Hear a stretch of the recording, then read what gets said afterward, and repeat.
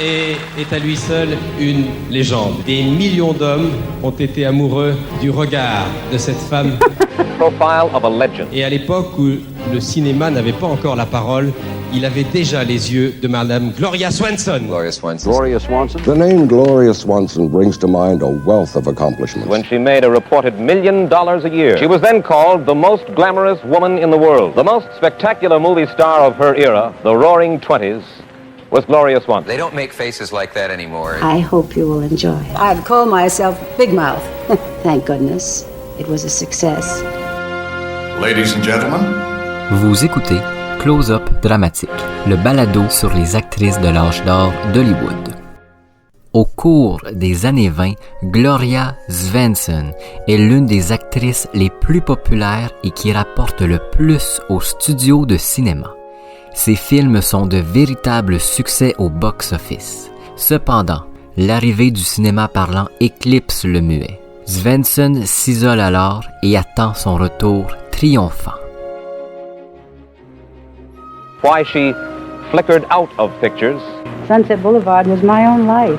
It's a return to the millions of people who have never forgiven me for deserting the screen. Norma Desmond. I am big. It's the pictures that got small.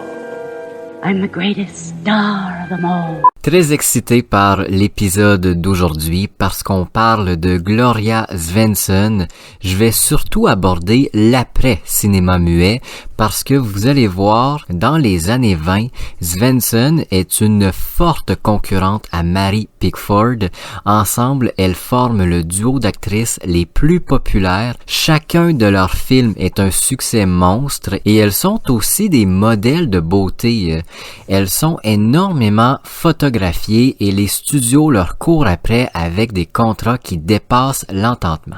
Mais quand le cinéma parlant va arriver, Gloria Swanson, tout comme Mary Pickford, elles vont pas croire que ça va durer. C'est drôle quand même de se dire que les deux plus grandes stars de l'époque pensaient exactement la même chose. Les deux plus grandes vedettes ne croyaient pas au cinéma parlant. Swanson va donc s'isoler et apparaître que très peu au cinéma au cours des années 30 et 40 avant de revenir en triomphe avec Sunset Boulevard. Et après Sunset Boulevard, ça a été étrange aussi. Même si le film a été un énorme succès, Swanson va jamais vraiment réussir à relancer sa carrière. C'est vraiment sur cette période que je vais me concentrer aujourd'hui, le après la grande gloire de Swanson. Je vous le dis d'entrée de jeu, je prévois faire au moins 2 autres épisodes sur Gloria Swanson. L'un plus axé sur ses années de gloire, les années 10, les années 20, et l'autre sur sa vie privée, puisqu'elle a été mariée à 6 reprises et à chaque fois, il s'est passé beaucoup de choses. Sa vie privée est un véritable roman. Ce sera donc au total 3 épisodes très différents, mais tout aussi intéressants.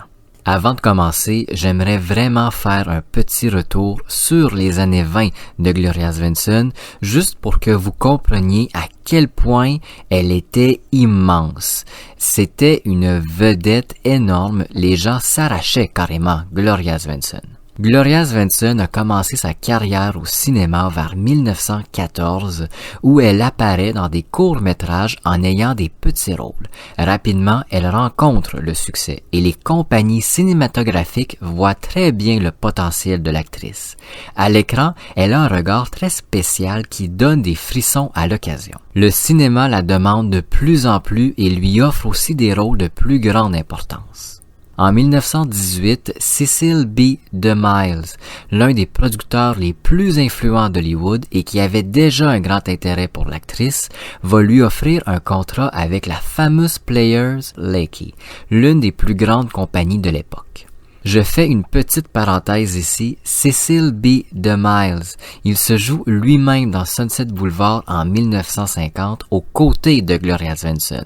Je trouvais ça quand même drôle que les deux se retrouvent devant la caméra des années après avoir lancé la carrière de Swanson. Puisque dans les années 20, DeMille et Svensson vont travailler à plusieurs occasions ensemble. En tout, ils vont faire environ 6 films qui vont connaître un certain succès. Cecil B. DeMille a lancé vraiment la carrière de Svensson. Mais c'est vraiment à partir des années 20, alors qu'elle apparaît dans The Great Moment, Beyond the Rocks et dans Zaza, qu'elle commence à devenir de plus en plus connue. Puis, elle est engagée chez la Paramount, où elle va tourner plusieurs films à succès. Et c'est avec la Paramount qu'elle devient une rivale de Mary Pickford, qui elle trône en tant que grande vedette de cinéma depuis 1910. Chez la Paramount, elle va devenir la reine. C'est elle qui rapporte le plus à la compagnie et elle obtient tout ce qu'elle veut. On lui attribue les premiers rôles et les têtes d'affiche dans les plus grosses productions. Le 25 juin 1925, Gloria Svensson refuse de renouveler son contrat pour 5 ans avec la Paramount, équivalent à plus de 20 millions de dollars par année en 2022. Elle décide de s'affilier avec la United Artists, la compagnie de films créée par Mary Pickford et Charlie Chaplin en 1919. À ce moment-là, les films de Svensson dépassent en termes d'entrée au cinéma ceux de Pickford. Ça peut vous donner une idée de la très grande popularité qu'elle possède au milieu des années 20. Elle se concentre pas seulement sur un genre cinématographique, c'est ce qui la distingue le plus de ses rivales, alors que Mary Pickford, elle est beaucoup plus dans la comédie, mais Svensson, elle fait un peu de tout.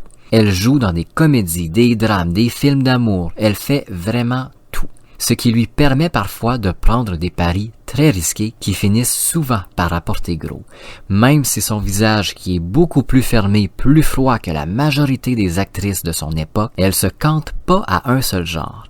Parce qu'elle a un visage idéal pour jouer les méchants rôles dans des films dramatiques. Elle se permet aussi de jouer dans des films plus légers. Avec la United Artists, elle va tourner un peu moins d'une dizaine de films, mais grâce à la compagnie, elle crée la corporation de production Svensson, qui va devenir une filière de la United Artists. Sous la corporation de production Svensson, elle va sortir en 1925 The Love of Sonia, qui va être un désastre, mais qui va quand même permettre d'empocher quelques profits afin de payer les coûts de production. Après ce désastre, et jusqu'à l'arrivée du parlant, Gloria Svensson va connaître que des succès. Elle s'est vraiment bien redressée de son échec, entre guillemets. En 1928, elle tourne Sadie Thompson, puis l'année suivante The Trip-Pacer, 2 films pour lesquels elle est nominée pour meilleure actrice aux Oscars. Dans The Trip-Pacer, qui est un film parlant, on se rend compte qu'elle est capable de chanter. C'était quelque chose qui était inconnu de tout le monde. En fait, jeune, Svensson rêvait de devenir chanteuse d'opéra et elle aurait probablement pu le devenir si elle avait choisi cette voie. On l'applaudit donc à la fois pour sa performance excellente et aussi pour sa voix que le public vient de découvrir. Svensson enchaîne les rôles à succès, elle devient l'actrice la plus populaire de son époque et elle crée des mouvements de foule dans les cinémas. Au point où les soirs de première, des agents de sécurité doivent être engagés afin de protéger la star de ses fans trop envahissants. Par contre, le parlant arrive tranquillement et de plus en plus de productions s'engagent dans cette voie. Gloria Svensson voit d'un très mauvais œil cette nouvelle technologie. Convaincu que le parlant n'est qu'une mode, Svensson s'isole peu à peu et disparaît des écrans. Why she flickered out of pictures. I never did anything spectacular. In the home of a famous but forgotten glamorous actress of the silent days. I came along at a time when the very fact that you stand or could stand in front of a camera was wonderful. There were no casting bureaus in those days. Les premiers films parlants arrivent vers 1926, mais jusqu'en 1929, c'est pas quelque chose de très populaire et c'est surtout assez coûteux quand même produire un film avec du son. Les compagnies de cinéma sont pas très enthousiastes à se lancer dans de tels projets d'envergure.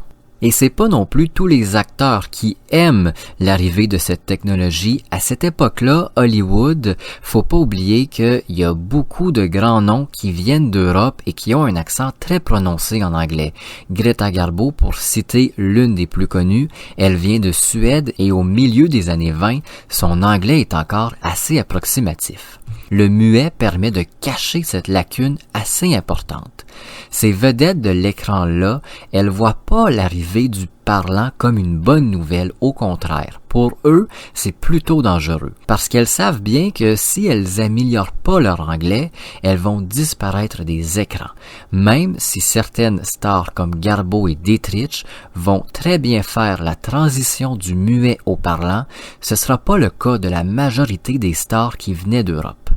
D'autres stars du cinéma comme Svensson et Pickford, elles aiment juste pas ça. Elles ont une philosophie assez spéciale de l'art du cinéma. Pour Svensson, les mots sont une insulte. Elle est persuadée qu'avec les dialogues, on enlève toute la beauté des émotions et qu'on enlève surtout tout le mérite de jouer certaines grandes émotions avec le regard et les expressions du visage. Lorsqu'à la fin des années 20, le cinéma parlant prend de plus en plus d'ampleur, Svensson va cesser de tourner peu à peu. Étrangement, elle se lance dans les publicités radio afin d'annoncer ses prochains films ou les prochains grands succès du cinéma. La voix de Svensson va être très utilisée puisqu'elle possède une voix aussi distinctive que son regard. Ça aussi, je trouve ça assez comique qu'elle déteste le cinéma parlant, mais en retour, elle adore faire de la radio pour présenter ses films, ou parfois elle joue même quelques scènes. C'est quand même étrange, là, toute cette espèce de paradoxe. Alors qu'au cours des années 1910-1920, Gloria Svensson va tourner dans plus d'une centaine de films. Après 1930, elle n'en tourne que 10. Et ces 10 films-là sont assez espacés dans le temps. Même si au début des années 30, elle en tourne 5, pour elle, c'est un cauchemar d'adapter son jeu au parlant. Elle trouve que c'est vraiment difficile et ses films commencent à perdre en popularité. Même qu'en 1933, Perfect Understanding est un échec lamentable. La production pourra même pas la payer entièrement selon certaines sources, tellement qu'il n'y a pas de profit. Elle tourne son dernier film des années 30 en 1934, Music in the Air, qui va connaître que très peu de succès. Dans les années 30, Gloria Svensson est un peu amère de voir que le parlant n'est pas une mode et comprend lentement que le muet ne reviendra probablement jamais. Elle s'isole dans sa grande maison d'Hollywood avant de déménager à New York en 1938. En 1939, on pense à elle afin de jouer dans Autant en emporte le vent, mais Svensson refuse, toujours dégoûtée par le cinéma parlant et trouvant le scénario ennuyant. Elle a dû se mordre les lèvres quand elle a vu le succès du film. En 1941, après 7 ans sans apparaître dans une production, c'est à contre-cœur qu'elle joue en tant que grande vedette dans Father Takes a Wife. Je dis à contre-cœur parce que Svensson détestait tourner des comédies et Father Takes a Wife en est une. Par besoin financier, elle pouvait pas refuser de tourner le film. Sur le plateau, l'ambiance est assez froide. Svensson n'a pas envie d'être là et ça se fait ressentir. Même qu'à un certain moment, la production pense à la remplacer ou juste à annuler la production du film. Father Takes a Wife va finalement sortir et être un véritable fiasco financier. Ils vont perdre un peu plus de 100 000 $ par rapport au coût de production. Ce nouvel échec va rendre l'actrice encore plus amère envers le cinéma parlant. Elle va donc se diriger vers le théâtre, où elle se découvre une véritable passion. Elle aime se retrouver devant un public et avoir l'adrénaline de pas pouvoir recommencer. Elle joue dans A Goose and a Gander en 1945. Même si la pièce n'est présentée que 15 fois, elle va connaître un beau succès et on salue la performance de Svensson dans un rôle secondaire. Elle renouvelle l'expérience à Broadway en 1947 avec Bathsheba, une pièce où elle performe en tant que chanteuse. Au même moment, elle se découvre aussi une autre nouvelle passion, elle se met à peindre et à sculpter. Elle essaie un peu, elle fait des paysages et se fait régulièrement en autoportrait. Ça lui permet aussi de voir comment elle peut se maquiller afin de renouveler son apparence un peu.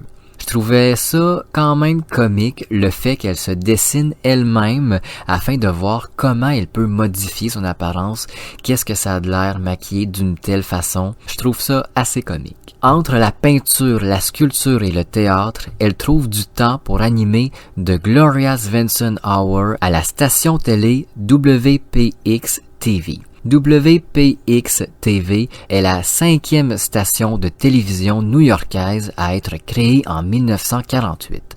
Lors de sa création, The Gloria Svensson Hour a pour but de donner à la station un élan de popularité en donnant une émission à une star de l'époque du muet. Malheureusement, l'émission de Svensson va connaître un gros échec. Elle va seulement produire que 2 épisodes avant d'être remplacée par une émission comique. À la fin des années 40, Gloria Svensson pense à se retirer définitivement du monde artistique. Elle projette de s'isoler dans son luxueux appartement et de peindre. Elle prend conscience que le monde du cinéma ne la désire plus. Cependant, ses projets de retraite sont chamboulés lorsqu'on la contacte afin de passer un screen test pour Sunset Boulevard, l'une des plus grosses productions de l'année. It's a return to the millions of people who have never forgiven me for deserting the screen. So they opened their big mouths and out came talk. We didn't need dialogue. We had faces. And you know I'm not afraid to die. I must get ready for my scene. I am big. It's the pictures that got small. I'm the greatest star of them all. They want me. I don't care anyway. Tell him without me, he wouldn't have any job. How many times have you seen the movie Sunset Boulevard? Sunset Boulevard was my own life. À la fin des années 40, Gloria Svensson reçoit une offre pour passer un screen test pour un drame nommé Sunset Boulevard, produit par la Paramount. Sunset Boulevard est l'une des plus grosses productions de l'année 1949-1950, mais aussi de la décennie. Dans Sunset Boulevard, elle jouerait le rôle d'une ancienne star du cinéma muet qui prépare son retour triomphant. Un retour qui arrivera malheureusement jamais.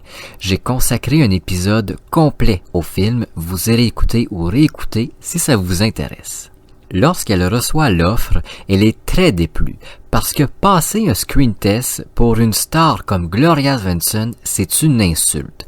Elle entend certaines rumeurs que Mary Pickford, Lillian Gish ainsi que d'autres grands noms du cinéma muet ont été contactés pour ce fameux screen test. Elle entend également dire que Mae West, l'une des actrices les plus scandaleuses de l'époque, a refusé le rôle. Elle va donc se rendre dans les studios de la Paramount afin de passer le test de caméra. Convaincue qu'elle ne va pas obtenir le rôle, Gloria Svensson va retourner à New York, là où elle réside depuis plusieurs années. Elle va rapidement être contactée par la Paramount et on lui demande de revenir de toute urgence à Hollywood afin de commencer le tournage du film. Svensson le sait très bien.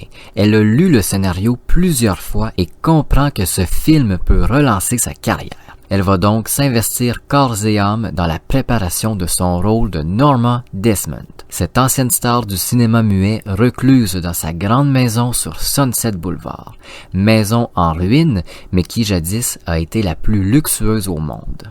La fille de Gloria Svensson a même déjà raconté qu'avant et pendant la production du film, elle a cru que sa mère était complètement folle, puisqu'elle agissait et parlait comme si elle était Norma Desmond. Elle était devenue son personnage. Après la production du film, l'actrice a regagné sa vraie personnalité. Et quand on prend conscience de la vie de Gloria Svensson et de la vie de son personnage, il y a beaucoup de ressemblances. Les deux stars qui ont triomphé lors du muet, puis qui ont été oubliées à l'arrivée du parlant. Elles ont toutes deux accepté le fait qu'elles ne referont plus de cinéma, mais rêvent en secret de revenir de façon incroyable. Dans mon épisode sur Sunset Boulevard, j'en parle de façon beaucoup plus précise. Pendant le tournage du film, l'actrice retrouve aussi son ami Cecil B. DeMille, qui se joue lui-même. DeMille va aider énormément Svensson avec sa préparation avant les scènes. Il va lui partager sa conception du personnage, chose qui va aider l'actrice. DeMille va aussi lui donner confiance. parce que lorsqu'elle se retrouve à tourner de grandes scènes, Svensson est assez fragile. Elle a perdu cette confiance qui, à l'époque, faisait sa renommée et s'apparaît à la caméra. Mais avec l'aide de son ami, Svensson redevient l'actrice extraordinaire qu'elle a été dans les années 20. À la sortie du film, c'est l'euphorie. Le film Sunset Boulevard obtient un succès sans précédent et le nom de Gloria Svensson est à nouveau sur toutes les lèvres. On la voit à la télévision, à la radio et elle accepte même certaines entrevues dans des journaux de moindre importance afin de parler du film. Elle devait vraiment être heureuse d'avoir retrouvé sa gloire, d'être de nouveau parmi les stars les plus populaires. Même qu'elle est à nouveau nominée aux Oscars en tant que meilleure actrice. 21 ans après sa dernière nomination, Gloria Svensson réapparaît aux Oscars et on dit qu'il se passe une chaude lutte entre Bette Davis et elle. Davis étant nominée pour All About Eve, qui a été un énorme succès également. Mais c'est finalement Judy Holliday qui va remporter la statuette pour Born Yesterday. Ça va causer un certain scandale puisqu'on raconte qu'Holliday a gagné un peu par défaut. L'Académie n'arrivait pas à s'entendre entre Svensson et Davis et ont finalement fait gagner Holliday. Même si elle ne remporte pas l'Oscar, Svensson va remporter d'autres prix pour sa performance à travers le monde. Elle profite grandement de cette période très lucrative. À ce moment-là, Gloria Svensson est convaincue que sa carrière est relancée pour de bon. Elle s'attend à avoir énormément de contrats. Malheureusement, c'est pas tout à fait ce qui va se passer. Lorsque le succès et l'excitation autour du film de Sunset Boulevard va retomber, elle retourne à New York et elle attend les offres. Mais ça va pas venir autant qu'elle le voudrait. Elle va recevoir une offre pour 3-4 Bedroom C en 52, une comédie au grand désespoir de l'actrice. Elle accepte de le tourner à contre-cœur. 3-4 Bedroom C va être un véritable échec. Elle va tourner son dernier film en 1956, Nero's Mistress, où figure aussi Brigitte Bardot, un film italien, qui va être le plus gros désastre de sa carrière d'actrice. Le film est tellement mauvais, selon les critiques, qu'il est réalisé que 7 ans plus tard sur le marché américain. Après ce nouvel échec, Svensson se met à faire beaucoup plus de télévision. Elle apparaît dans de petits rôles ou parfois en tant qu'elle-même dans des séries de télé. En apparaissant régulièrement à la télévision, elle s'assure par contre de rester dans le star system hollywoodien, ce qui fait qu'elle obtient des offres de façon régulière et ça lui assure un confort financier qui lui permet de garder un rythme de vie de star. Elle apparaît souvent dans des galas d'envergure et entretient ses contacts dans le milieu. Quand les années 60 arrivent, elle va se mettre à participer de plus en plus aux quiz télé. Les quiz télé pour Svensson vont lui permettre de connecter avec un nouveau public, beaucoup plus jeune. Elle est très drôle lorsqu'elle participe à ces émissions-là et les jeunes se mettent à l'aimer. Le jeune public la trouve hyper intéressante parce qu'elle sort du lot des autres actrices du vieux Hollywood, entre guillemets. Elle n'a pas nécessairement le caractère de big star que d'autres avaient. Elle faisait beaucoup plus simple, ce qui rejoint la jeune génération. Et ce public va redécouvrir également ses films et va relancer sa popularité. Grâce aux jeunes qui la découvrent, elle s'assure d'un avenir à la télé.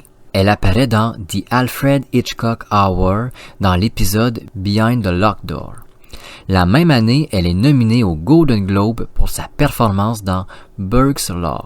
Svensson participe aussi vers le milieu des années 60 à pas mal de sketchs humoristiques où elle se parodie elle-même, particulièrement son rôle de Norma Desmond, et elle prend un malin plaisir à surjouer encore plus son personnage. Elle aime aussi que les autres la parodient aux limites. Ça aussi, c'est un aspect de sa personnalité qui la différencie des autres actrices de son époque qui, pour la plupart, détestaient se faire parodier. Et à la fin de la décennie, Gloria Svensson est devenue une star de la télé. Elle est une invitée régulière sur les plus gros plateaux. En 1968, elle apparaît aux côtés de Janis Joplin dans The Dick Cavett Show. Ces deux invités qui peuvent paraître à l'opposé l'une de l'autre, mais en réalité, ce passage télé est mémorable. On sent même une certaine chimie entre les deux. Et dans les coulisses, on raconte que les deux femmes ont eu beaucoup de plaisir à apprendre à se connaître. Dans les années 70, Gloria Svensson se trouve encore une nouvelle vocation. Elle devient un peu la porte-parole du végétarisme. C'est pas un mode de vie nouveau pour l'actrice, puisque dès les années 20, elle retire la viande de son alimentation. On raconte même qu'elle mangeait pas la nourriture qui était fournie sur les plateaux de tournage. Elle amenait ses repas sans viande dans de petits sacs qu'elle trimballait un peu partout avec elle. Mais dans les années 70, elle entreprend vraiment de faire connaître le végétarisme aux Américains. En 1975, elle participe à une tournée à travers les États-Unis pour promouvoir plusieurs livres sur le mode de vie végétarien ainsi que pour vanter ce mode de vie. Elle se met aussi à aimer énormément le yoga alors qu'elle fête presque ses 80 ans. Elle participe en 1971-1972 à sa dernière pièce de théâtre, Butterflies Are Free, une pièce qui va connaître un beau succès d'estime comme on dit. Les dernières années de Gloria Svensson sont vraiment uniques. Elle est dans plein de projets afin de promouvoir un style de vie sain. Elle participe à plusieurs conférences également en tant qu'invitée d'honneur. Des conférences qui sont toujours bien populaires et dans les articles de journaux, on insiste sur le fait que ce sont des gens de tous âges qui viennent la voir. Elle va chercher des publics différents qui viennent pour la rencontrer, soit pour lui parler de sa carrière cinématographique, soit pour lui parler de la télévision ou encore de son style de vie. Elle était heureuse de participer à toutes ces activités, ça la gardait en forme aussi, j'imagine, un horaire aussi chargé. En 81, elle sort son autobiographie Svensson par Svensson, qui va être un gros succès en librairie. Même qu'elle doit être réimprimée puisque plusieurs librairies ont manqué de stock. Ça a été un énorme succès. Le 4 avril 1983, Gloria Svensson succombe à une maladie cardiovasculaire pour laquelle elle a été hospitalisée depuis un certain moment à l'hôpital de New York, à l'âge de 84 ans. À l'annonce de sa mort, Hollywood et le monde entier est attristé et on lui rend hommage partout. Certains cinémas de Los Angeles représentent ses films des années 20 ainsi que Sunset Boulevard pendant près d'une semaine, faisant salle comble à chaque représentation. À sa demande, ses biens ont été vendus au cours de plusieurs enchères.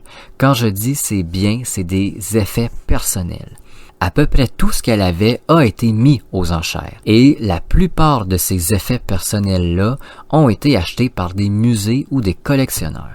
Alors qu'elle était presque oubliée après avoir connu le succès de la gloire, Gloria Svensson a fait son retour triomphant. Elle s'est inscrite au rang des légendes.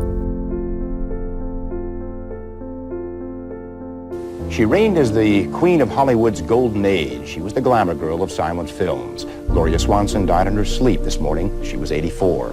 Perhaps best known for her role as a fading movie star in Sunset Boulevard, Friends, she said, was a star that never faded. Although her life was full of controversy, including 6 marriages, she says she never got caught up in being a celebrity. Gloria Swanson, dead at the age of 84. In the home of a famous but forgotten glamorous actress of the silent days. She was Marilyn Monroe, Grace Kelly, Gina Lollobrigida, all in one. She was then called the most glamorous woman in the world. The most spectacular movie star of her era, the Roaring Twenties, was Gloria Swanson. They don't make faces like that anymore. Merci d'avoir écouté Close-Up Dramatique. On se retrouve très bientôt pour un nouvel épisode. Son nom est à lui seul une légende. Des millions d'hommes ont été amoureux du regard de cette femme. Hollywood lui doit beaucoup.